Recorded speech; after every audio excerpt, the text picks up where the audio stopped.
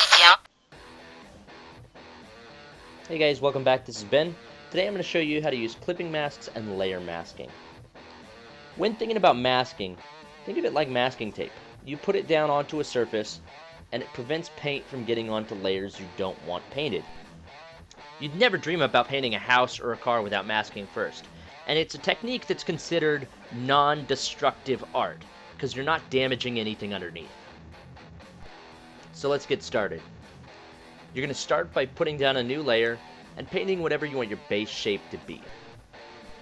Don't worry too much about getting your lines exactly perfect right in this stage. You can always come back and edit this base layer later, and you'll see me do that later in this video. Once you get a good base layer down, we're going to go ahead and create a new layer.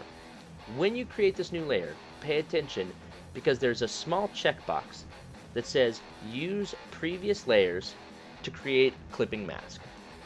Once you click that box, anything you paint on the second layer is locked onto the first layer. You can also achieve this by using right click and selecting create clipping mask or release clipping mask if you want to return it to its original shape.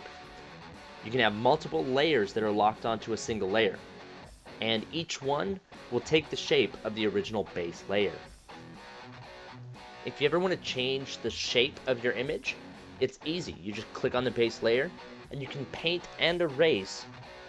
All your clipped layers will now assume the new shape. Now this is an important note. Any clipped layers that you erase on will not actually affect that base layer. They're a new layer. But changes to the base layer will change the shape of all the clipped masks. If you want to affect a new layer and not change any of the previous clipping masks, you need to create a new base layer.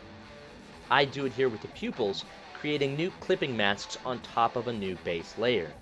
This protects my other clipping masks and doesn't change any of the texture or paint that I've already put down.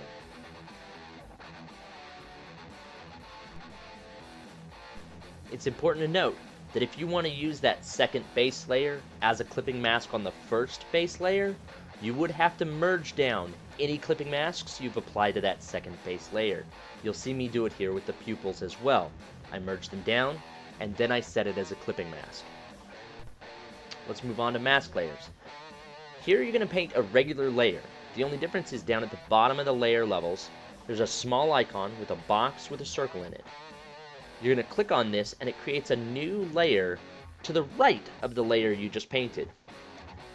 On this layer, this is your layer mask, you're going to paint either white or black. This will either hide or reveal that layer. You can change the original layer's properties to multiply, overlay, whatever you'd like it to be, but the mask layer only applies to that layer. You can use this to get some really cool textures on different materials that have different opacity or are a little bit see-through. Hey, thanks for watching. I know that this is a really complicated issue, so I hope this video helps you out. I found it really difficult to condense it down to just 5 minutes. So if you have any questions or you have ideas for future videos, please put it in the comments below. And I'd love to see the art you use this on. If you share your art in the comments below, I might feature it on a future video. And if you like the content you see here, please like and subscribe to this video. I got links in the description to follow me on social media and help support this channel so I can continue to produce new content for you regularly. Till next time, keep drawing, keep learning, keep growing. See you later.